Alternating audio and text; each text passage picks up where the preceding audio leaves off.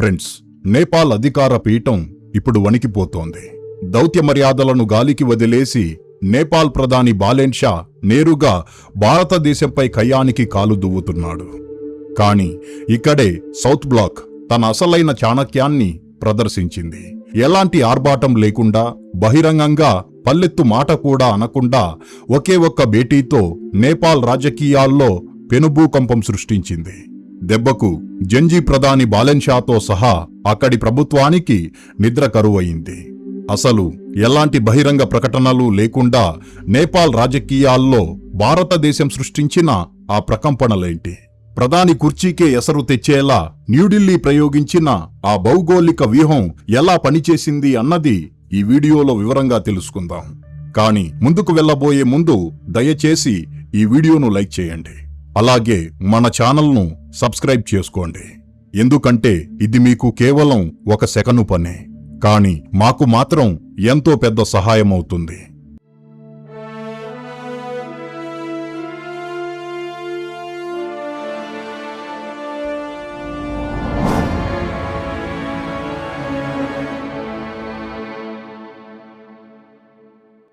నిజానికి నేపాల్ భారతదేశం మధ్య ఉన్న సంబంధాలు కేవలం సరిహద్దులకు మాత్రమే పరిమితం కాదు. వందలాది సంవత్సరాలుగా ఒకే విధమైన సంస్కృతి, సంప్రదాయాలను పంచుకుంటున్న ఈ రెండు దేశాల మధ్య అత్యంత సన్నిహితమైన బంధం ఉంది. నేపాల్ దేశపు ఆర్థిక వ్యవస్థ, జాతీయ భద్రత, మౌలిక సదుపాయాల అభివృద్ధి, ఇలా ఏది తీసుకున్నా అది పూర్తిగా భారతదేశం పైనే ఆధారపడి ఉంటుంది. అలాంటి దేశానికి ప్రధానమంత్రిగా ఉన్న బాలెన్ షా ఆ వాస్తవాన్ని మర్చిపోయి కేవలం భారత్ వ్యతిరేక భావనలను రెచ్చగొడుతూ తన రాజకీయ పునాదులను కాపాడుకోవాలని చూస్తున్నాడు. తన దేశ మనుగడకు అత్యంత కీలకమైన మిత్రదేశం పైనే ఆయన అనవసరంగా విమర్శల దాడికి దిగాడు. ఈ దురహంకారం ఏ స్థాయికి చేరిందంటే, ఇటీవల భారత విదేశాంగ శాఖ కార్యదర్శి విక్రమ్ మిశ్రీ నేపాల్ పర్యటనకు వెళ్లాల్సి ఉన్నప్పుడు ఆయనను కలవడానికి ప్రధాని బాలెన్ షా నిరాకరించాడు. తమకు అతిపెద్ద మిత్రదేశమైన భారతదేశపు అత్యున్నత అధికారిని ఈ స్థాయిలో అవమానించడమంటే అది ఖచ్చితంగా దౌత్యపరమైన కయ్యానికి కాలు దువ్వడమే అవుతుంది. ఈ మూర్ఖపు చర్యతో మన విదేశాంగ కార్యదర్శి పర్యటన రద్దయింది. అంతేకాదు, ఈ బాలెన్ షా పనిగట్టుకుని సరిహద్దు వివాదాలను పదే పదే తెరపైకి తెస్తూ ఉద్దేశపూర్వకంగానే దేశంలో భారత్ వ్యతిరేక భావనలను రగిల్చే ప్రయత్నం చేశాడు. ఇలాంటి ఉద్రిక్తతలు సృష్టిస్తే న్యూఢిల్లీ వెనక్కి తగ్గుతుందని ఆయన భ్రమపడ్డాడు. కాని ప్రస్తుత భారతదేశ విదేశాంగ విధానం పూర్తిగా మారిపోయింది. పొరుగు దేశాల్లో ఎవరైనా హద్దు మీరుతుంటే బహిరంగంగా విమర్శలు చెయ్యడం సౌత్ బ్లాక్ స్టైల్ కాదు. ఎదుటివారి రాజకీయ పునాదులు కదిలిపోయేలా ప్రాక్టికల్గా బుద్ధి చెప్పడం న్యూఢిల్లీకి వెన్నతో పెట్టిన విద్య. సరిగ్గా ఇలాంటి ఉద్రిక్త పరిస్థితుల్లోనే భారతదేశం తన అసలైన దౌత్య క్రీడను మొదలుపెట్టింది. నేపాల్ రాజకీయాల్లో ఇప్పుడు అత్యంత వేగంగా ఎదుగుతున్న చాలా శక్తివంతమైన ప్రత్యామ్నాయ పార్టీ రాష్ట్రీయ స్వతంత్ర పార్టీ. ఆ పార్టీ అధ్యక్షుడు రవి లామిచానే. ప్రధాని బాలెన్ షా ఒక పక్క భారతదేశాన్ని రెచ్చగొట్టే ప్రయత్నం చేస్తుంటే, భారతదేశం దానికి కౌంటర్గా రవి లామిచానేను నేరుగా న్యూఢిల్లీకి రప్పించింది. ఒక రాజకీయ పార్టీ అధ్యక్షుడికి సాధారణంగా ఏ దేశమైనా ఒక మోస్తరు స్వాగతం పలుకుతుంది. కాని రవి లామిచానేకు ఢిల్లీలో లభించిన ఆ ఘన స్వాగతం ఒక దేశ ప్రధానమంత్రికో లేదా అధ్యక్షుడికో లభించే అత్యున్నత స్థాయి స్వాగతం లాంటిది. బీజేపీ అగ్రనేతలు ఆయనకు పూలవర్షంతో అద్భుతమైన స్వాగతం పలికారు. ఆ వెంటనే రవి లామిచానే నేరుగా భారత హోంమంత్రి అమిత్ షాతో సమావేశమయ్యారు. ఆ తర్వాత విదేశాంగ మంత్రి ఎస్ జయశంకర్తో కూడా ఆయనకు ప్రత్యేక భేటీ జరిగింది.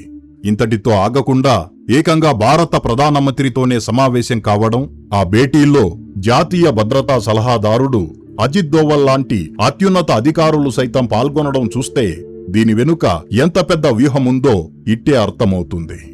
ఢిల్లీలో రవి లామిచానేకు దక్కిన ఈ రేంజ్ ట్రీట్మెంటు దెబ్బకు కాఠ్మాండు రాజకీయ వీధుల్లో ఇప్పుడు ఒకటే చర్చ నడుస్తోంది. తమ ప్రధాని బాలెన్ షా పని అయిపోయిందని, భారతదేశం కొత్త ప్రత్యామ్నాయాన్ని సిద్ధం చేసిందని అక్కడి ప్రజలు, మీడియా బలంగా మాట్లాడుకుంటున్నారు. రాజకీయాల్లో ఏ చిన్న సమావేశం కూడా అనవసరంగా జరగదు. రవి లామిచానేకు భారతదేశం ఇచ్చిన ఈ ప్రాముఖ్యత వెనుక ప్రధాని బాలెన్ షాకు ఒక అత్యంత కఠినమైన సందేశం ఉంది. దేశాల మధ్య ఉండాల్సిన గౌరవాన్ని మీరు నిలబెట్టకపోతే నేపాల్ రాజకీయాల్లో మీకంటే బలమైన కొత్త నాయకత్వంతో మేము సంబంధాలు పెట్టుకుంటామని న్యూఢిల్లీ ప్రాక్టికల్గా చేసి చూపించింది. గతంలో ఎన్నికల తర్వాత మావోయిస్టులు అధికారంలోకి వచ్చినప్పుడు, ఆ తర్వాత నేపాల్ కమ్యూనిస్టు పార్టీ ఎదిగినప్పుడు కూడా భారతదేశం ఏమాత్రం సమయం వృధా చేయకుండా వారితో కలిసి నడిచింది. ఇప్పుడు ఆర్ఎస్పీ పార్టీకి అంతకంటే ఎక్కువ ప్రాధాన్యత ఇవ్వడం ద్వారా భవిష్యత్తు నేపాల్ రాజకీయ ముఖచిత్రం ఎలా ఉండబోతోందో భారతదేశం ముందే ఒక స్పష్టమైన బ్లూప్రింట్ గీసేసింది. ఈ పరిణామాల్లో అజిత్ దోవల్ లాంటి అత్యున్నత అధికారులు పాలు పంచుకోవడం వెనుక ఒక బలమైన కారణం ఉంది. నేపాల్ అనేది భారతదేశానికి అత్యంత కీలకమైన బఫర్ స్టేట్. అక్కడ ఏ చిన్న అస్థిరత ఏర్పడినా అది నేరుగా భారతదేశ అంతర్గత భద్రతపై ప్రభావం చూపుతుంది. అందుకే ఈ సమావేశాల్లో రెండు దేశాల భద్రత, ప్రాంతీయ స్థిరత్వంపై అత్యంత లోతైన చర్చలు జరిగాయని నిపుణులు స్పష్టం చేస్తున్నారు. ఇక్కడ గమనించాల్సిన మరో కీలకమైన అంశం ఏమిటంటే, రాబోయే కొద్ది రోజుల్లో రాష్ట్రీయ స్వతంత్ర పార్టీ తన అతిపెద్ద జాతీయ సదస్సును నిర్వహించబోతోంది. ఈ సదస్సులో పార్టీ భవిష్యత్తుపై అత్యంత కీలకమైన నిర్ణయాలు తీసుకోబోతున్నారు. సరిగ్గా ఇలాంటి సమయంలోనే రవి లామిచానే ఢిల్లీ పర్యటనకు రావడం, ఆయన వెనుక భారత అగ్రనాయకత్వం అంతా బలంగా నిలబడటమనేది నేపాల్ రాజకీయాల్లో ఖచ్చితంగా ఒక అతిపెద్ద గేమ్ చేంజర్. ప్రధాని బాలెన్ షా ముందున్న అతిపెద్ద సంక్షోభం ఏమిటంటే, ఆయన తన ప్రభుత్వంలోనే ఒంటరి అవుతున్నాడు. ఒకవేళ ఆర్ఎస్పీ తమ మద్దతు ఉపసంహరించుకుంటే బాలెన్ షా కుర్చీ పేకమేడలా కూలిపోవడం ఖాయం. దౌత్య క్రీడలో బాలెన్ షా వేసిన తప్పుడు ఎత్తుగడలే ఇప్పుడు ఆయన మెడకు ఉచ్చులా మారుతున్నాయి. కాని నేపాల్ ప్రభుత్వం మాత్రం ఇంకా తన అహంకారాన్ని వీడలేదు. రవి లామిచానే ఢిల్లీ పర్యటన కేవలం ఆయన వ్యక్తిగతమని ప్రకటించి చేతులు దులుపుకునే ప్రయత్నం చేసింది. ఒక నాయకుడు పొరుగు దేశానికి వెళ్లి అక్కడి అగ్రనాయకత్వాన్ని కలుస్తున్నప్పుడు ఆయనకు ప్రభుత్వ ప్రత్యేక ప్రతినిధి హోదా ఇచ్చి ఉంటే దెబ్బతిన్న సంబంధాలను మెరుగుపరుచుకోవడానికి అద్భుతమైన అవకాశం దొరికేది. కాని ప్రధాని బాలెన్ షా ఆ అవకాశాన్ని చేజేతుల్లా నాశనం చేసుకున్నాడు. భారతదేశం తన వైఖరిని చాలా క్లియర్గా తేల్చి చెప్పింది. విద్వేషాలు రగిల్చే నాయకుల కోసం ఢిల్లీ తలుపులు ఎప్పటికీ మూసుకుపోతాయని, శాంతి అభివృద్ధితో కలిసి నడిచే నాయకత్వానికి తాము ఎప్పుడూ రెడ్ కార్పెట్ పరుస్తామని స్పష్టం చేసింది. ఈ ఒక్క దెబ్బకు నేపాల్ ప్రభుత్వానికి ఇప్పుడు తత్వం బోధపడింది. మైకుల ముందు చేసే ప్రసంగాలు దౌత్యంలో పనిచేయవని ప్రధాని బాలెన్ షాకు అర్థమైంది. అందుకే నష్ట నివారణ చర్యల్లో భాగంగా అత్యవసరంగా తమ విదేశాంగ మంత్రిని భారతదేశానికి పంపించేందుకు నేపాల్ ప్రభుత్వం నిర్ణయం తీసుకుంది. మరి ఢిల్లీ దెబ్బకు భయపడి ప్రధాని బాలెన్ షా తన కుర్చీని కాపాడుకోవడానికి భారతదేశం ముందు తల వంచుతాడా? లేక రవి లామిచానే నేపాల్ చేరుకున్న వెంటనే అక్కడి రాజకీయాల్లో భారీ కుదుపు వచ్చి నేపాల్కు కొత్త ప్రధానమంత్రి రాబోతున్నారా? మీ అభిప్రాయాన్ని దయచేసి కామెంటు బాక్సులో తెలియజేయండి. ఈ వీడియోకింతే ఫ్రెండ్స్. ఈ వీడియో మీకు నచ్చినట్లయితే లైక్ చేయండి. అలాగే ఇలాంటి మరిన్ని ఇన్ఫర్మేటివ్ వీడియోస్ కోసం ఇప్పుడే మన ఛానల్ను సబ్స్క్రైబ్ చేసుకోండి. జై హింద్.